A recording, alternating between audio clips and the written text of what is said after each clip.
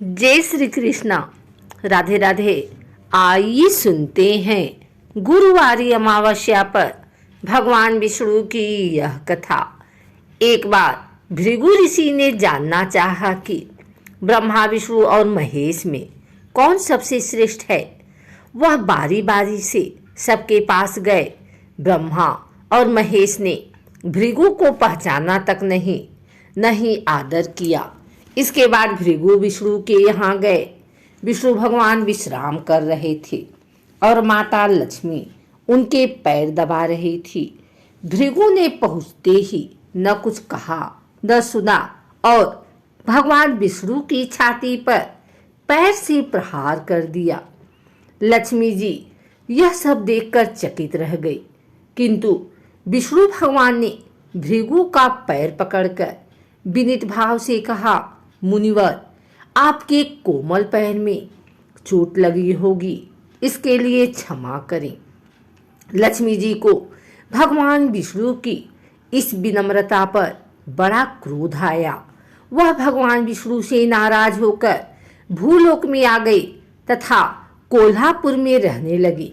लक्ष्मी जी के चले जाने से विष्णु भगवान को लगा कि उनका श्री और वैभव ही नष्ट हो गया है और उनका मन बड़ा अशांत रहने लगा। लक्ष्मी जी को ढूंढने के लिए वह श्रीनिवास के नाम से भूलोक आए। घूमते घुमाते बैंकटचल पर्वत क्षेत्र में बकुला माई के आश्रम में पहुँचे।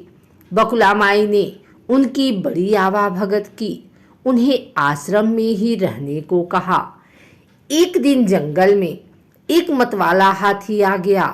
आश्रमवासी डरकर इधर उधर भागने लगे। श्रीनिवास ने यह देखा तो धनुष बाण लेकर हाथी का पीछा किया। हाथी डरकर भागा और घने जंगल में अदृश्य हो गया। श्रीनिवास उसका पीछा करते करते थक गए थे। वह एक सरोवर के किनारे वृक्ष की छाया में लेट गए और उन्हें हल्की सी झपकी आ गई। थोड़ी देर में शोर सुनकर वह जागे तो देखा कि 4-6 युवतियां उन्हें घेरे खड़ी हैं। श्रीनिवास को जागा हुआ देखकर वे डपट कर बोली, यह हमारी राजकुमारी पद्मावती का सुरक्षित उपवन है और यहाँ पुरुषों का आना मना है। तुम यहाँ कैसे और क्यों आए हो? श्रीनिवास कुछ जवाब दे, इससे पहले ही उनकी दृष्टि वृक्ष की ओट से झांकती राजकुमारी की ओर गई। श्रीनिवास पद्मावती को एक तक देखते रह गए। थोड़ा संयम होकर कहा, देवियों, मुझे पता नहीं था। मैं शिकार का पीछा करता हुआ यहाँ आया था। थक जाने पर मुझे नींद आ गई, इसलिए क्षमा करें। श्रीनिवास आश्रम में तो लौट आए, किंतु बड़े उदास रहने लगे। एक दिन बकुला माई ने बड़े प्यार से उनकी उदासी का कारण पूछा तो श्रीनिवास ने पद्मावती से भेंट होने की सारी कहानी कह सुनाई। फिर कहा, उसके बिना मैं नहीं रह सकता। बकुला माई बोली, ऐसा सपना मत देखो। कहाँ वह प्रतापी चोल नरेश आकाश राज की बेटी और कहाँ तुम आश्रम में पलने वाले एक कुल गोत्रहीन युवक। श्रीनिवास बोले, माँ, एक उपाय है, तुम मेरा साथ दो तो सब संभव है। बकुला माई ने श्रीनिवास का सच्चा प्यार देखकर हाँ कर दी। श्रीनिवास ज्योतिष जानने वाली औरत का वेश बनाकर राजा आकाश की राजधानी नारायणपुर पहुँचे। उसकी चर्चा सुन पद्मावती ने भी उस औरत को महल बुलाकर अपना हाथ दिखाया। राजकुमारी के हस्तरेखा देखकर वह बोली, राजकुमारी, कुछ दिन पहले तुम्हारी भेंट तुम्हारे सुरक्षित उद्यान में किसी युवक से हुई थी। तुम दोनों की दृष्टि मिली थी। उसी युवक से तुम्हारी शादी का योग बन रहा है। पद्मावती की माँ धारा देवी ने पूछा, यह कैसे हो सकता है? ज्योतिषी औरत बोली, ऐसा ही योग है। ग्रह कहते हैं कोई औरत अपने बेटे के लिए आपकी बेटी मांगने स्वयं आएगी। 2 दिन बाद सचमुच ही बकुला माई एक तपस्विनी के वेश में राजमहल आई। उसने अपने युवा बेटा के साथ पद्मावती के विवाह की चर्चा की। राजा आकाश में बगुला माई को पहचान लिया। उन्होंने पूछा, वह युवक है कौन? बगुला माई बोली, उसका नाम श्रीनिवास है। वह चंद्रवंश में पैदा हुआ है, मेरे आश्रम में रह रहा है, मुझे माँ की तरह मानता है। राजा आकाश ने कुछ सोचकर उत्तर देने के लिए कहा। बकुला माई के चले जाने पर आकाश ने राजपुरोहित को बुलाकर सारी बात बताई। राजपुरोहित ने गणना की, फिर सहमति देते हुए कहा, महाराज, श्रीनिवास में विष्णु जैसा देवगुण है। लक्ष्मी जैसी आपकी बेटी के लिए यह बड़ा सुयोग्य है।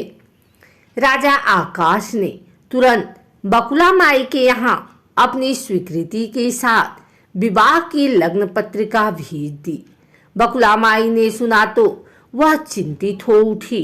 श्रीनिवास से बोली, बेटा, अब तक तो विवाह की ही चिंता थी, अब पैसे न होने की चिंता है। मैं बराह स्वामी के पास जाती हूँ, उनसे पूछती हूँ कि क्या किया जाए। बकुला माई श्रीनिवास को लेकर बराह स्वामी के पास गई और श्रीनिवास के विवाह के लिए धन की समस्या बताई तो बराह स्वामी ने 8 दिक्पालों इंद्र, कुबेर, ब्रह्मा, शंकर आदि देवताओं को अपने आश्रम में बुलवाया और फिर श्रीनिवास को बुलाकर कहा, तुम स्वयं इन्हें अपनी समस्या बताओ। श्रीनिवास ने देवताओं से कहा, मैं चोल नरेश राजा आकाश की बेटी पद्मावती से विवाह करना चाहता हूँ। मेरी हैसियत राजा के अनुरूप नहीं है, मेरे पास धन नहीं है, मैं क्या करूं? इंद्र ने कुबेर से कहा, कुबेर, इस काम के लिए तुम श्रीनिवासन को ऋण दे दो। कुबेर ने कहा, ऋण तो दे दूंगा, पर उसे यह वापस कब और कैसे करेंगे, इसका निर्णय होना चाहिए। श्रीनिवास बोले, इसकी चिंता मत कीजिए, कलयुग के अंत तक मैं सब ऋण चुका दूंगा। कुबेर ने स्वीकार कर लिया। सब देवताओं की साक्षी में श्रीनिवास के ऋण पत्र लिख दिया। उस धन से श्रीनिवास और पद्मावती का विवाह बड़ी धूमधाम से हुआ। तभी नारद ने कोल्हापुर जाकर लक्ष्मी को बताया, विष्णु ने श्रीनिवास के रूप में पद्मावती से विवाह कर लिया है। दोनों वेंकटाचलम पर्वत पर रह रहे हैं। यह सुनकर लक्ष्मी जी को बड़ा दुख हुआ। वह सीधे वेंकटाचलम पहुंची, विष्णु जी की सेवा में लगी, पद्मावती को भला बुरा कहने लगी। श्रीनिवास, विष्णु रूप मेरे पति हैं, तूने इनके साथ विवाह क्यों किया? दोनों ने वाक्य युद्ध होने लगा तो श्रीनिवास को बड़ा दुख हुआ। वे पीछे हटे और पत्थर की मूर्ति के रूप में बदल गए। जब दोनों देवियों ने यह देखा तो उन्हें बड़ा दुख हुआ कि श्रीनिवास तो अब किसी के न रहे। इतने में शिला विग्रह से आवाज आई, देवियों, मैं इस स्थान पर वेंकटेश्वर स्वामी के नाम से अपने भक्तों का अभिष्ट पूरा करता रहूंगा। उनसे प्राप्त चढ़ावे के धन द्वारा कुबेर के कर्ज का ब्याज चुकाता रहूंगा। इसलिए तुम दोनों मेरे लिए आपस में झगड़ा मत करो। यह वाणी सुनते ही लक्ष्मी जी और पद्मावती दोनों ने सिर झुका लिया। लक्ष्मी कोल्हापुर आकर महालक्ष्मी के रूप में प्रतिष्ठित हो गई और पद्मावती तिरुनाचूर में शिला विग्रह हो गई। आज भी तिरुपति क्षेत्र में तिरुमला पहाड़ी पर भगवान वेंकटेश्वर स्वामी के दर्शन हेतु भक्तगणों से इसी भाव से शुल्क लिया जाता है। उनकी पूजा पुष्प मिष्ठान आदि से न होकर धन द्रव्य से होती है।